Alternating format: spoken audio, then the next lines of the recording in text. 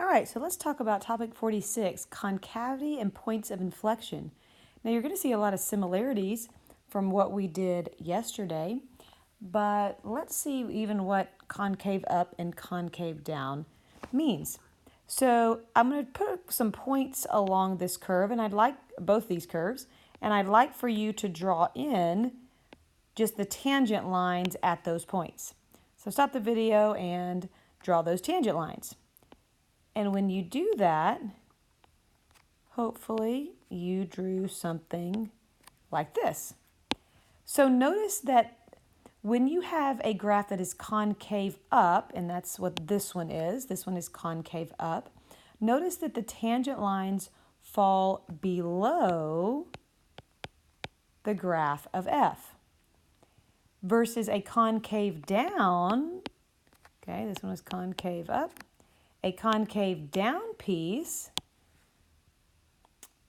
the tangent lines of f lie above the graph of f.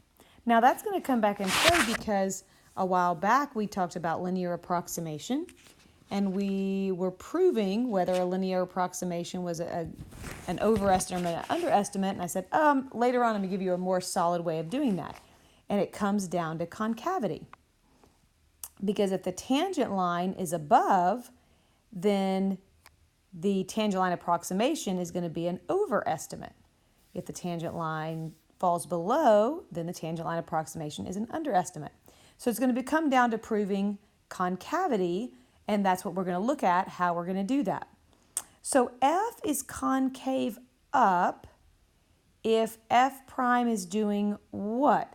Well, here's a concave up piece, and think about these lines. Notice the derivative, if I put a slope to these, they're all positive, but what's going on? This one's close to 0. It's getting steeper and steeper, so f prime would be increasing, and the same relationships are true between f and f prime and f double prime.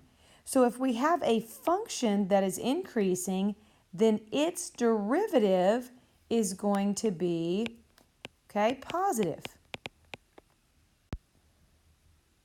Okay, so if I do the same thing with the concave down, these are also positive, but that's like 10. This is like 3. This is getting smaller, so it's closer to 0, like 1/2.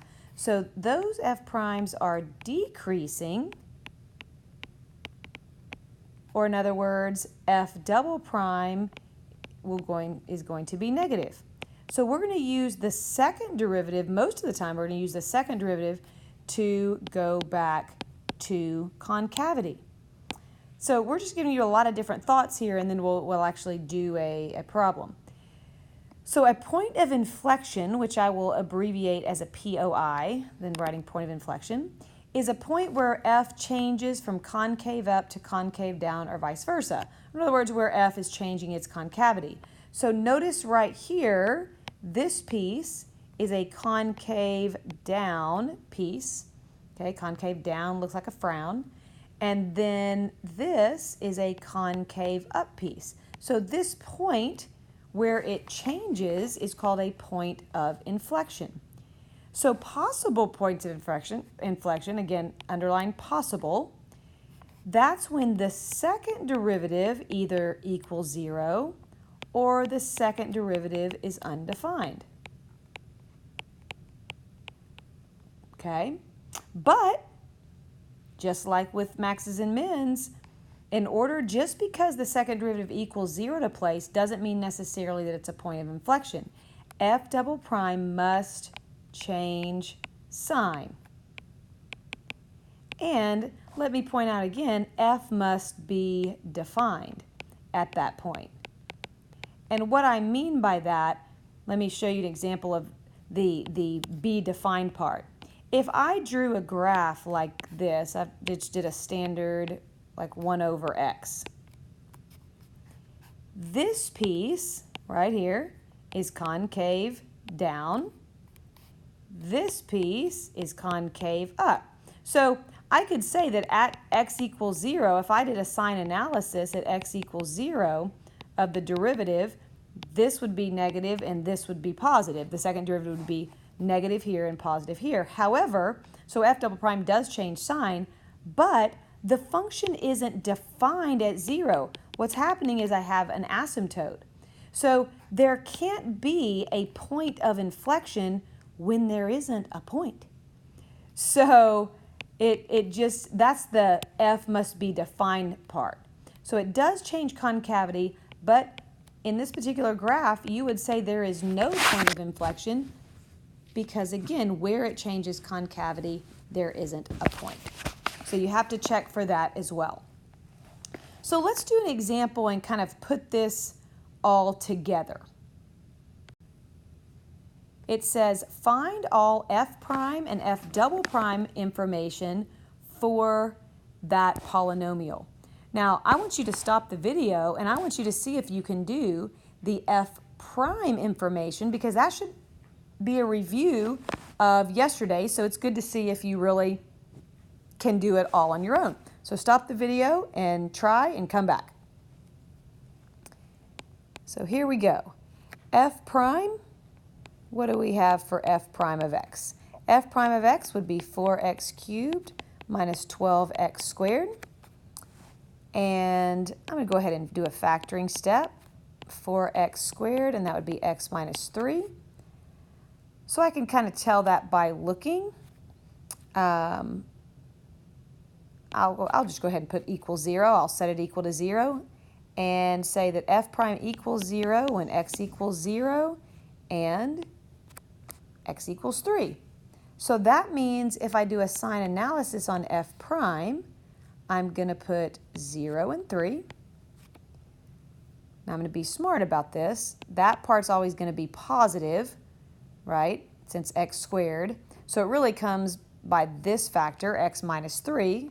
So a number bigger than 3 is going to be positive, less than 3 is going to be negative.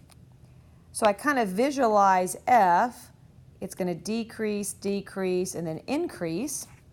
So what information could I say? Again, depending on which order you'd like to write it in. F has a local min at x equals 3. Now it does say to justify all answers, since f prime changes negative to positive. And what else? We also know from the first derivative, f is increasing. And remember, I'll write this one first when f prime is positive. Therefore, 3 to infinity. Notice on that one I wrote the justification first. Again, either way is fine. F decreasing when f prime is negative.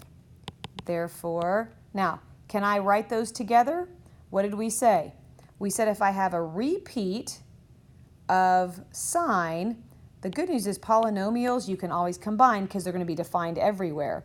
So f of 0 does exist, so they would want you to write that as an interval like that, negative infinity to 3. Don't forget as well, if they ask for the specific point, if I wanted to do a local min of a certain value, remember, I could find f of 3. What is that? 3 to the 4th is 81. 81 minus 4 times 27. A little mental math there. Well, 81 is 4 times 24. That'd be negative 27. Had to just think for a second. So this local min, of course, if they ask you for the point, then you could say that the point was 3. On the graph, you're going to have a point at 3, negative 27. All right? Okay, so that's the first derivative. Now, here's the new part. I'm going to go through that same process, but I'm going to find the second derivative. Now, it's easier on the second derivative. I'm certainly going to look here and not have to do the product rule.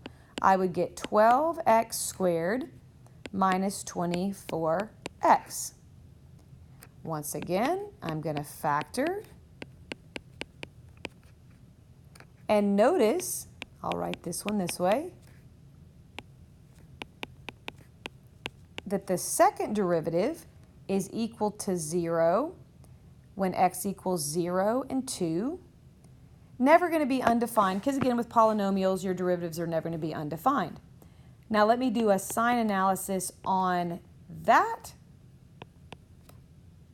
With those numbers. So here are my possible points of inflection. Again, just because I get them here doesn't mean they're points of inflection. I have to do a sign analysis. And a sign analysis, I can plug in, or I can realize a positive x squared with 2 zeros is always going to go plus minus plus. Which means what? That yes, when the second derivative is positive, you're going to have a piece that is concave up.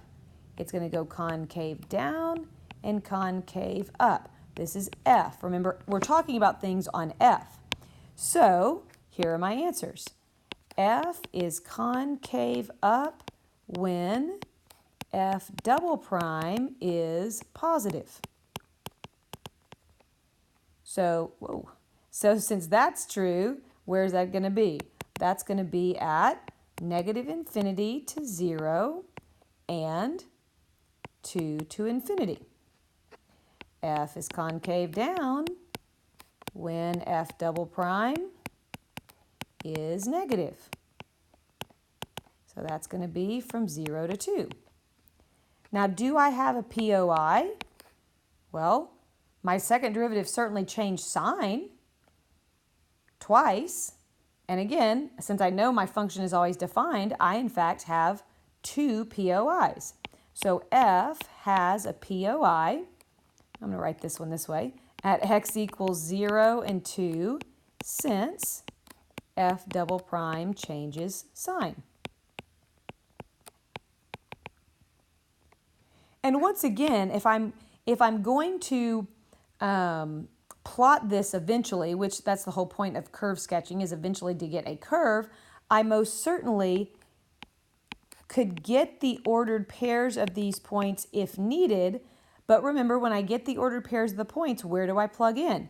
Do I plug in here? No. You're finding points on F. Well, 0 is easy. If I plug in 0, I get 0. If I plug in 2, what is that? 16 minus 4 times 8, so minus 32, so that's negative 16.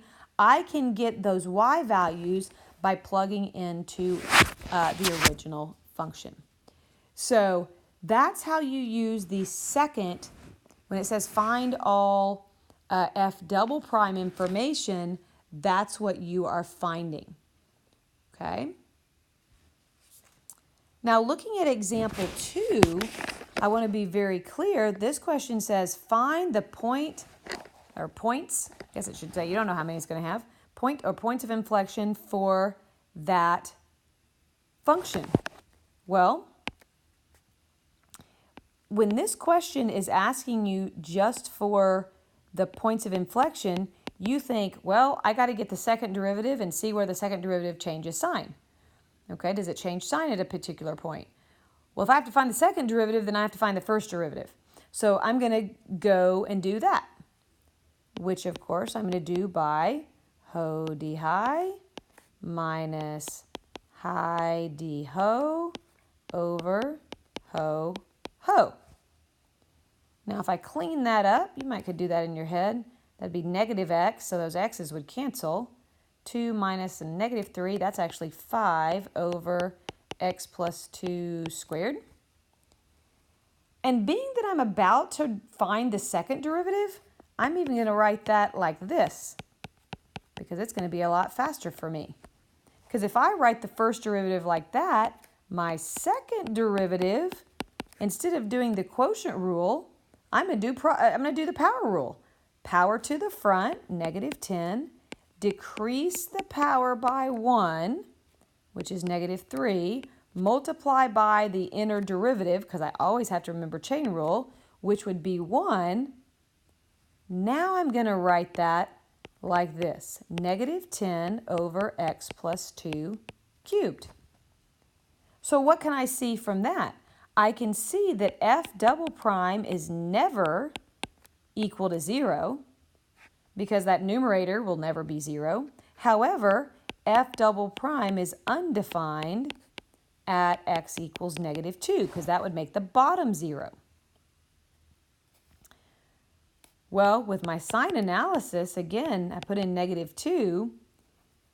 Let's look. The top is always negative. If I put in a number like 0, my bottom would be positive. So overall, that's going to be negative. But if I put in a number like -3, the denominator will also be negative. So a negative divided by a negative is positive. Okay, so I have a POI at -2 because my derivative changed sign. Oh, what terrible, sort of terrible thinking. Yes, I love the fact that you say, oh, the second derivative is changing sign, so you have a point of inflection, but you've got to look at the original. If you actually tried to find the point, when you plug in f of -2, you get -5 over 0. This is undefined. What's going on at -2? You have an asymptote. So there are no POIs. Okay, you do have a concave up piece and a concave down piece, but there are no POIs. So there you go.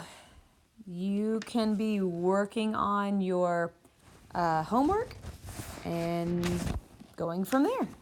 All right. I will say that in the homework, being that we wrote it in the notes, you don't have to justify. It doesn't ask you to justify your answers every time because that would take you a lot of time writing. We did write it out good in the notes, so if you're asked to do that on the test, you will have that.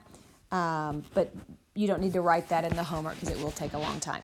Okay, now the last part is asking you about a tangent line. So we're going back and it says if a tangent line at x equals -4 was used to approximate, would it be an over or underestimate? If you're asked to defend whether a tangent line approximation is an over or underestimate, it comes down to the second derivative. So I'm going to take the second derivative at -4. I'm looking right back up here at the second derivative, and if I plug in -4, I would have -10 over -4 plus 2 is -2, so it'd be -8, and I get a positive 5/4. So, and I'm going to write is greater than 0. Since f double prime is positive, my tangent line is going to be an underestimate. Okay, so since f double prime at -4 is greater than 0, tangent line approximation is an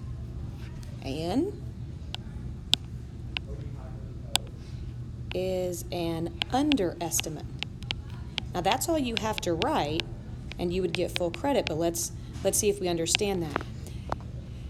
At -4, the function is concave up, so it looks like, I don't care if it looks exactly like that, but a concave up, remember the tangent line falls below, so you have an underestimate. All right, so good luck with your homework, and peace out.